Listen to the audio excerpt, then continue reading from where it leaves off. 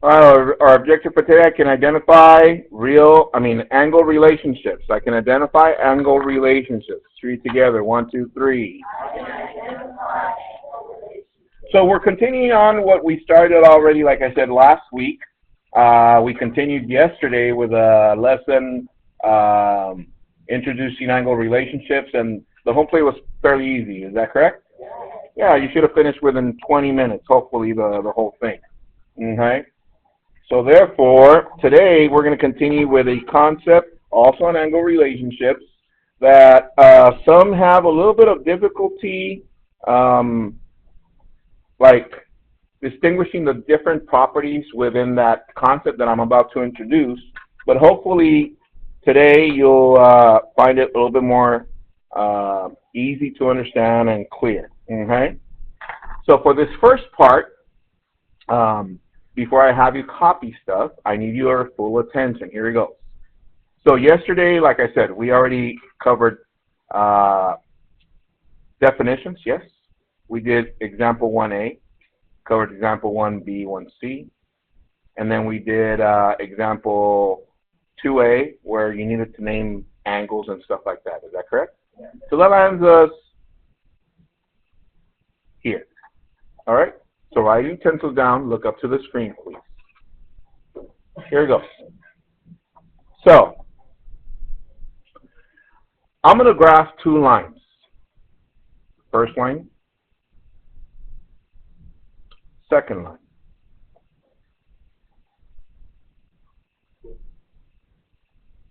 Okay? If I was to ask you to find the slope for this line and the point from here, use this point here and this point here.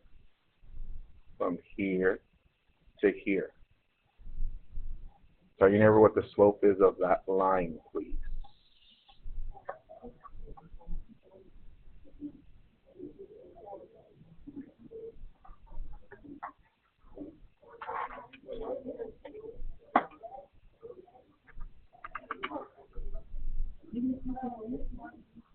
All right? Everyone, slope is? 4. 1. That is correct. Okay? Now let's look at this line right here. Going from this point, look up, from here to here. Tell your neighbor the slope for that line. Everyone? 1. Now that we know that, tell your neighbor what can we conclude of these two lines.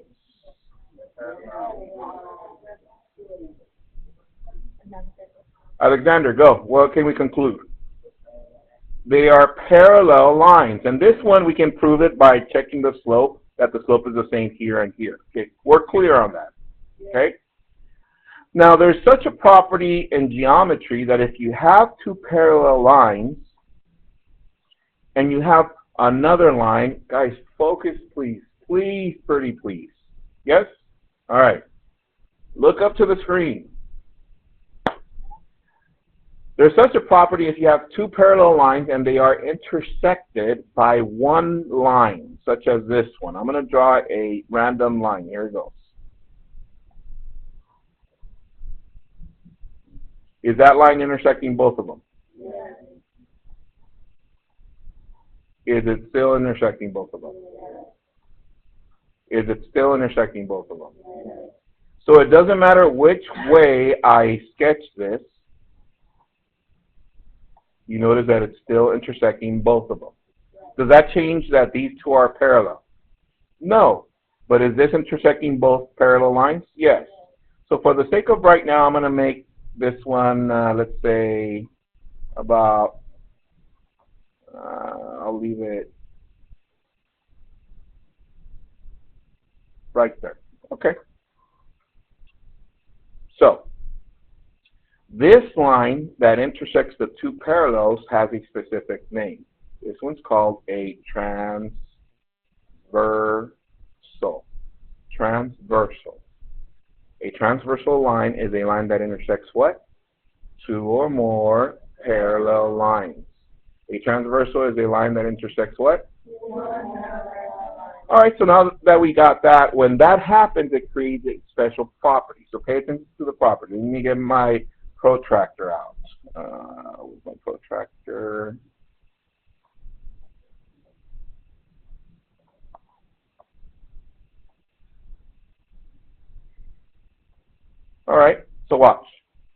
Here on the protractor, I'm going to call, notice that there's a line here, and if you notice on your protractor, there's a line connecting the 0 all the way to the 180. There's a flat line. I'm going to call that the horizon. Do you know why I call it the horizon? Does everybody understand what a horizon is? When you look out over there when the sun is coming out, that's called the horizon because you see a straight line going like this, horizontally. And when the sun comes out, look, do you guys see the sun right here? And you see the rays of the sun. Everybody there? Well, there's a centerpiece right here for the horizon here. That has to be aligned to the vertex of wherever I want to measure an angle. So watch. I'm going to align that to this vertex right here. Do you see how it's aligned already? Okay? So now, I'm going to measure this angle right here to the created by the transversal and the blue line here on the left side. Do you see this angle here? Which means I need to align my horizon to the blue parallel line. So this is what I'm going to do. I'm going to turn this 180 degrees, or I'm going to turn it this way so it can be aligned to the parallel line. How do I know it's aligned? Well, the line has to cross at 0 and at 180. Do you guys see that?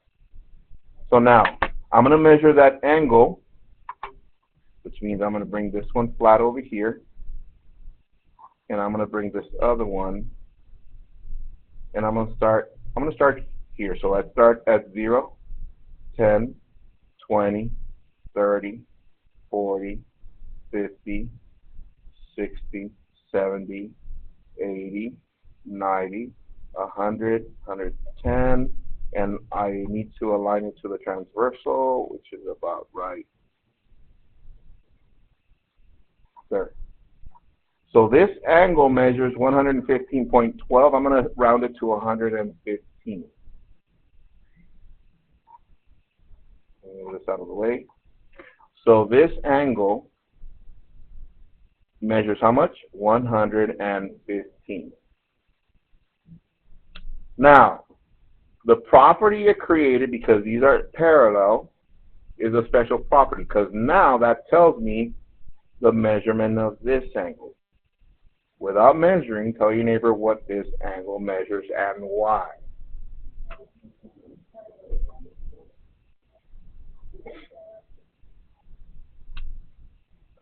All right.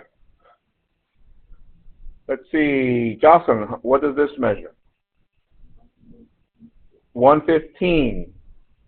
Hands if you agree. That is correct. And why does it measure 115? Because the slopes are the same and the angle of the slope does not change. That means this angle for the slope is the same as this angle for the slope. Are we there? Okay. Now, let me go to this one. This angle here. Tell your neighbor a definition that you can use to find the measurement of this angle without using the protractor. Go.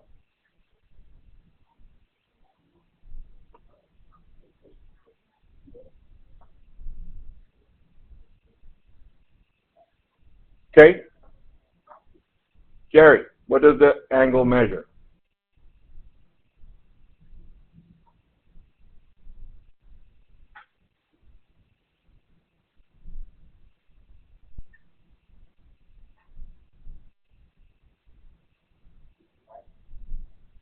$65 degrees. Hands if you agree with that. And what definition did your neighbor say was going to help you find that? That is correct. They're supplementary because they add up to how much, everyone? 180. Now, using the same idea as we did earlier, tell your neighbor the measurement of this angle right here. Everyone? And how do we know that? Because the two lines are what? Parallel. Okay, so this one corresponds to this one. Okay. Now, using a definition, look up, guys. Tell your neighbor, comparing it to this one, tell them the measurement of this angle and the definition.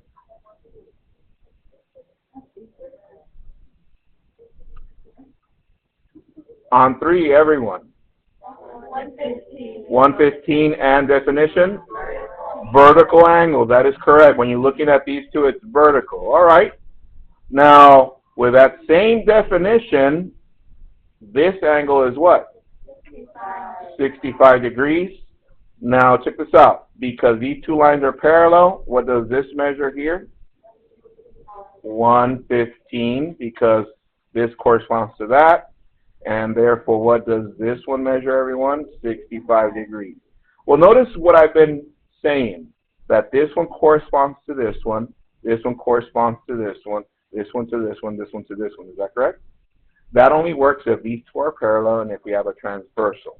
That's why these angles, these four, correspond to these four. Does everyone understand? Here it goes. These four angles correspond to these four. That's why those four and these four are known as corresponding angles. Hands if you heard that before. Some of you have seen or heard these before. Now, in order for you to understand this concept without using a coordinate plane, let me take the coordinate plane out of the way. I want you to sketch on your paper those two lines. Now, you don't have a coordinate plane. Don't sketch a coordinate plane. I want you to sketch me two parallel lines.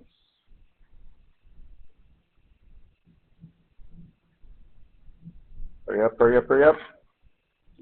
And don't just draw a line. That's why you have a protractor. You can use the bottom part of the protractor. It can be straight, right? Oh my goodness. However, if I was to look at your paper, how do I know that those are parallel lines on your paper? Yeah, but how do I know if they are straight if I'm not using the coordinate plane? It's going to be hard, right? So a way to let people know that they are parallel is like this. Look up. Whenever you don't have a coordinate plane and you draw two lines and you want to let them know that if they're parallel, you need to do this. Look up.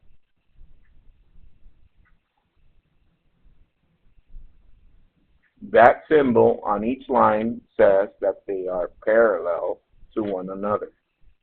Draw that, please. We're going to label this first line M and this second line Q.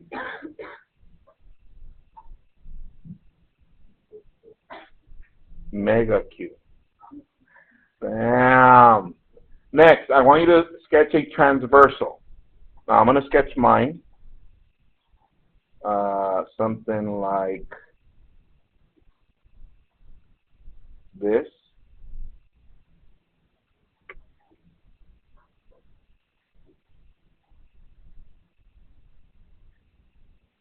That's my transversal.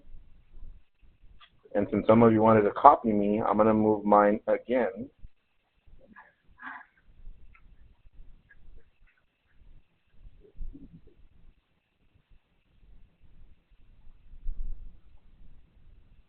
Ooh. And I'm going to label that T, and we know that is our transversal. Okay. All right. Are we there so far? Okay. So, if we were to title this diagram for people that don't understand what they're looking at, I would label it this. Line M is parallel, but instead of using words for parallel, I'm going to use a symbol. Look up. Look at the symbol for parallel. Line M is parallel to line Q. That's the symbol for parallel. Okay? So, get your protractor in front of you. This is what I want us to do. I want us to measure, we're going to measure this angle. Look up. This angle right here. So what I want you to do, I want you to put the horizon of the protractor on line Q and the center to this vertex right here, the vertex right there. So I'm going to put it at the vertex first. Oh, let me make it bigger so you guys can see.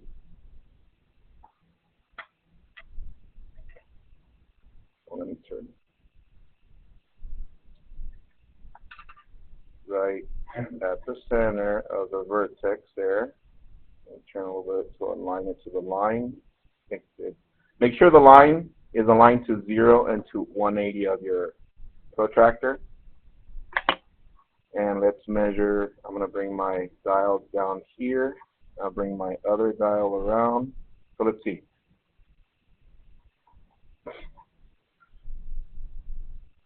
I'm going to take this dial and I'm going to go up. So that's 10, 20, 30, and stop at the transversal. Mine's 39.97, so I'm going to round to how much? 40 degrees. So minus 40 degrees. Yours, since you copied my original one, should be close to 70 something, yeah? No? Okay, or I was going to say, or the other flip side was between 110 and 120. Bam, let's go. Okay, good. All right, so minus 40, okay? So now, once we measure this one, I want you to measure this one. And look what I'm going to do to my protractor. My protractor is right aligned to this one.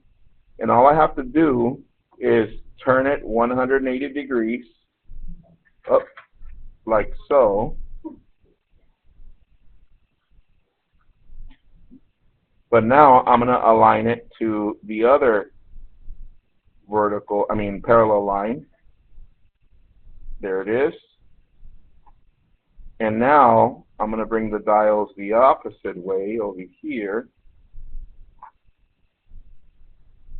And I'm going to start from 0. 10, 20, 30, 40, 50, 60, 70, 80, 90, 100, 10, 120, 130, 100, and 39.86, so that's about 140. All right, so mine's about 140. 140 degrees. Okay. Hurry up, please.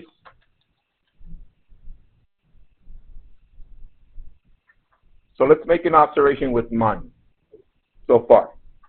Look at these two angles. Look at the two angles, please. So you never will, you can conclude so far from this observation.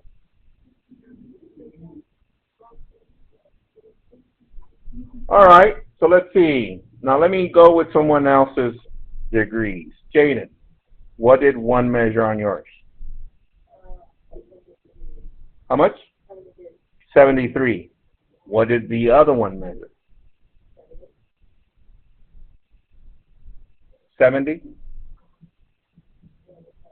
Okay, so you need to double check your measurement because I think you're a little bit off.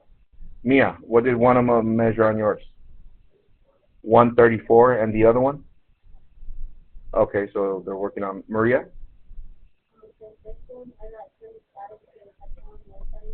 So 75 for one, and for the second one, it cannot be 175 because 175 is almost a straight line.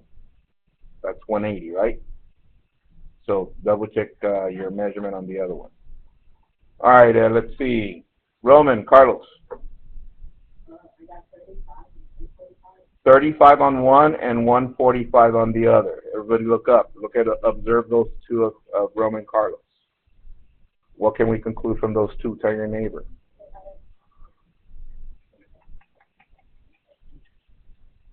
Ian, how about yours? What were your measurements? Not done? Steve? Okay, who's already done with theirs? Paulina? 60 degrees, and the other one? 123? 120 degrees.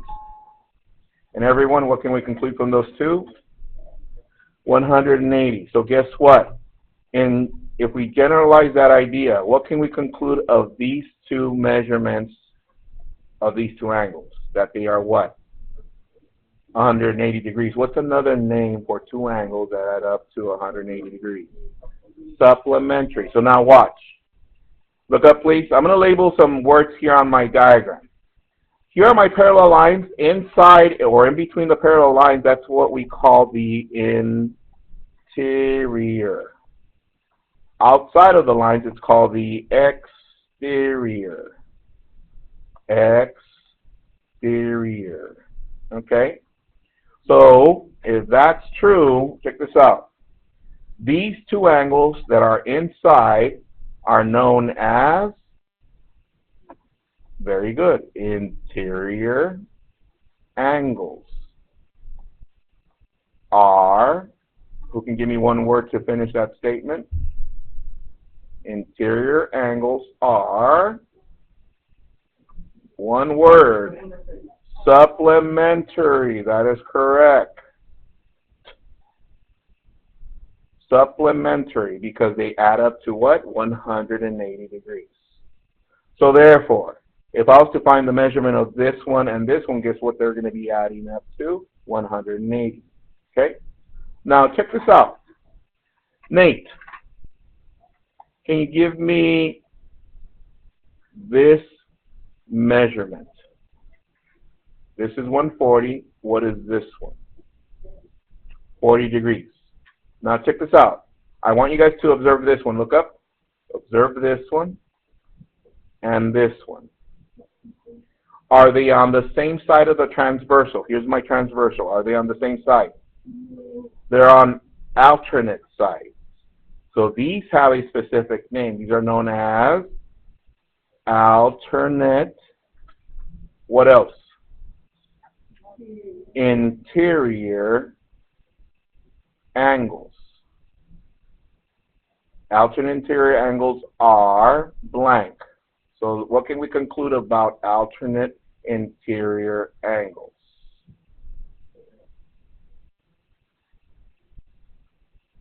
What are they, guys? Alternate interior. They're opposites, yes.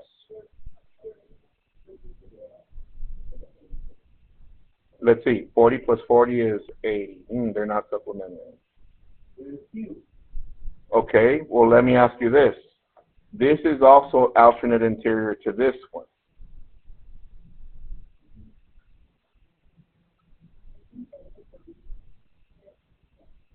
They're not adjacent. Okay, what do you notice about this and this? What do you notice about this and this? What's another word? Very good. Congruent. Oh my goodness. Now check this out. What if I said, look at this angle and look at this angle? They're not vertical because they're not together. But what does this one measure, everyone? 40. What does this one measure? 40. Okay, so therefore, are they on the same side of the transversal? No, they're on alternate sides. And where is it located? In the interior or the exterior? So these are known as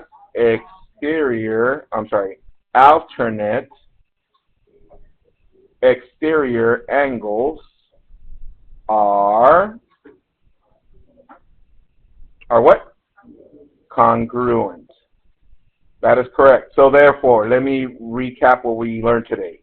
These correspond to these. That's why they're known as corresponding angles. That means that they are congruent. This angle corresponds to this one to this one, this one to this one. No, you turn them in over here. Also, the other ones that we covered today is transversal, exterior, interior. We have interior angles, exterior angles, alternate and alternate interior. And the only generalization here is that alternate angles, whether interior or exterior, they are congruent. Okay? Your home play for tonight, turn in your protractor, get a play sheet. Over here, protractor. Home play tonight is a play sheet. Good one, guys. Enjoy your home play. See you guys tomorrow. Bye.